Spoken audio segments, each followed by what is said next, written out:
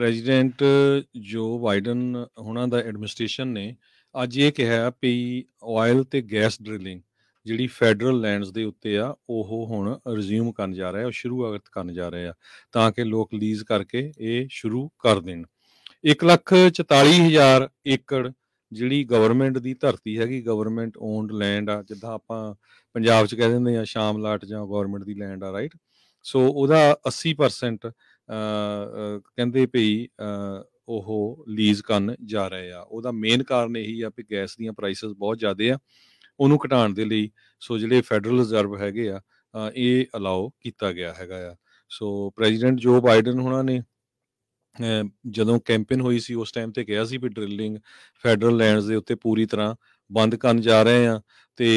XL pipeline ਵਾਲਾ project ਵੀ ਬੰਦ ਹੋਇਆ ਸੀ ਪਰ ਇਹ ਹੁਣ ਅਨਫੋਰਚੂਨੇਟ ਜਿਹੜੀ ਇੱਕ ਲੜਾਈ ਆ ਗਈ ਵਿੱਚ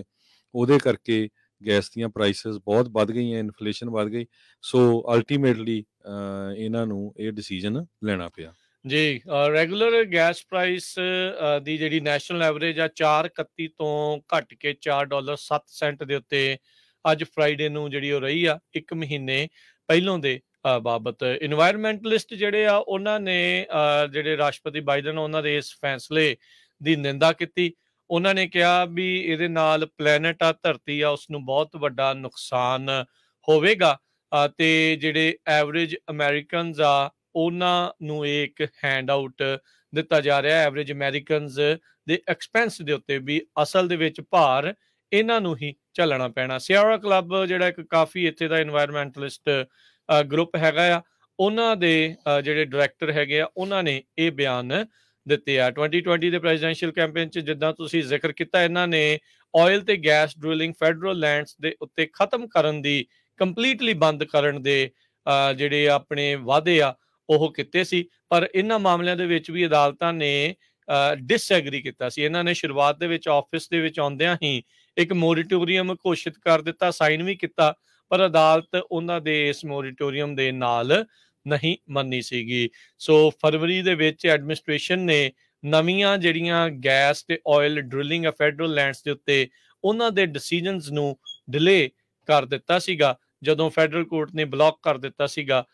ਇਹਨਾਂ ਫੈਡਰਲ ਏਜੰਸੀਜ਼ ਨੂੰ ਇਸ ਦੇ ਬਾਬਤ ਸੋਸ਼ਲ ਕਾਸਟ ਆਫ ਕਾਰਬਨ ਦੇ ਤਹਿਤ ਸੋ ਹੁਣ ਦੇਖੋ ਹਰਜੋਤ ਸਿੰਘ ਜੀ ਕੀ ਬਣਦਾ ਆ ਕੀ ਇਦਾਂ ਕਰਨ ਦੇ ਨਾਲ ਗੈਸ ਪ੍ਰਾਈਸਿਸ ਥੱਲੇ ਆ ਜਾਣਗੇ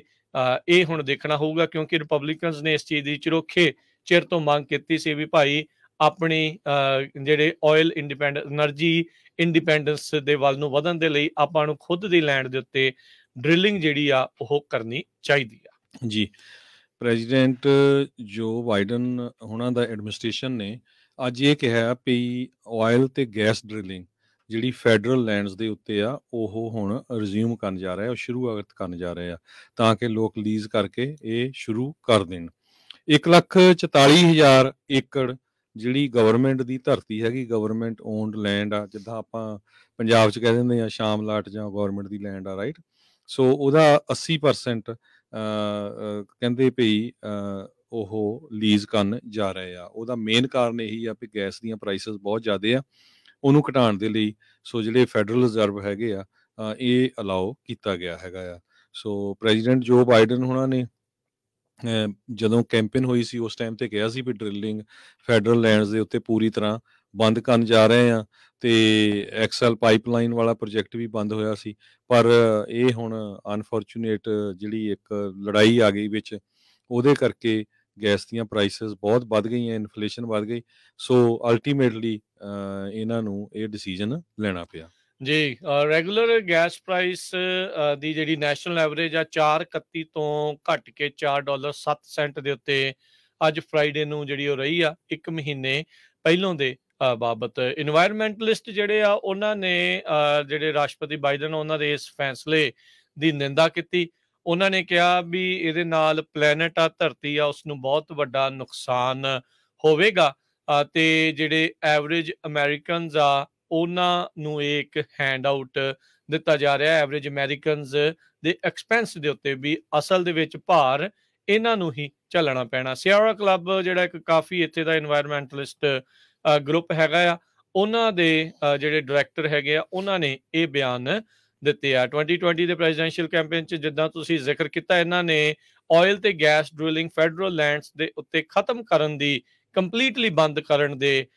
ਜਿਹੜੇ ਆਪਣੇ ਵਾਅਦੇ ਆ ਉਹ ਕੀਤੇ ਸੀ। ਪਰ ਇਹਨਾਂ ਮਾਮਲਿਆਂ ਦੇ ਵਿੱਚ ਵੀ ਅਦਾਲਤਾਂ ਨੇ ਡਿਸਐਗਰੀ ਕੀਤਾ ਸੀ। ਇਹਨਾਂ ਨੇ ਸ਼ੁਰੂਆਤ ਦੇ ਵਿੱਚ ਆਫਿਸ ਦੇ ਵਿੱਚ ਆਉਂਦਿਆਂ ਹੀ ਇੱਕ ਮੋਰੀਟੋਰੀਅਮ ਘੋਸ਼ਿਤ ਕਰ ਦਿੱਤਾ, ਸਾਈਨ ਵੀ ਕੀਤਾ, ਪਰ ਅਦਾਲਤ ਉਹਨਾਂ ਦੇ ਇਸ ਮੋਰੀਟੋਰੀਅਮ ਦੇ ਨਾਲ ਨਹੀਂ ਮੰਨੀ ਸੀਗੀ। ਸੋ ਫਰਵਰੀ ਦੇ ਵਿੱਚ ਐਡਮਿਨਿਸਟ੍ਰੇਸ਼ਨ ਨੇ ਨਵੀਆਂ ਜਿਹੜੀਆਂ ਗੈਸ ਤੇ ਆਇਲ ਡ੍ਰਿਲਿੰਗ ਆ ਫੈਡਰਲ ਲੈਂਡਸ ਦੇ ਉੱਤੇ, ਉਹਨਾਂ ਦੇ ਡਿਸੀਜਨਸ ਨੂੰ ਡਿਲੇ ਕਰ ਦਿੱਤਾ ਸੀਗਾ, ਜਦੋਂ ਫੈਡਰਲ ਕੋਰਟ ਨੇ ਬਲੌਕ ਕਰ ਦਿੱਤਾ ਸੀਗਾ ਇਹਨਾਂ ਫੈਡਰਲ ਏਜੰਸੀਜ਼ ਨੂੰ ਇਸ ਦੇ ਬਾਬਤ ਸੋਸ਼ਲ ਕਾਸਟ ਆਫ ਕਾਰਬਨ ਦੇ ਤਹਿਤ। ਸੋ ਹੁਣ ਦੇਖੋ ਹਰਜੋਤ ਸਿੰਘ ਜੀ ਕੀ ਬਣਦਾ ਆ, ਕੀ ਇਦਾਂ ਕਰਨ ਦੇ ਨਾਲ ਗੈਸ ਪ੍ਰਾਈਸਿਸ ਥੱਲੇ ਆ ਜਾਣਗੇ,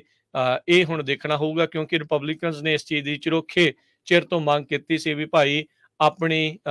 ਜਿਹੜੇ ਆਇਲ ਐਨਰਜੀ ਇੰਡੀਪੈਂਡੈਂਸ ਦੇ ਵੱਲ ਨੂੰ ਵਧਣ ਦੇ ਲਈ ਆਪਾਂ ਨੂੰ ਖੁਦ ਦੀ ਲੈਂਡ ਦੇ ਉੱਤੇ ਡ੍ਰਿਲਿੰਗ ਜਿਹੜੀ ਆ ਉਹ ਕਰਨੀ ਚਾਹੀਦੀ ਆ। ਜੀ।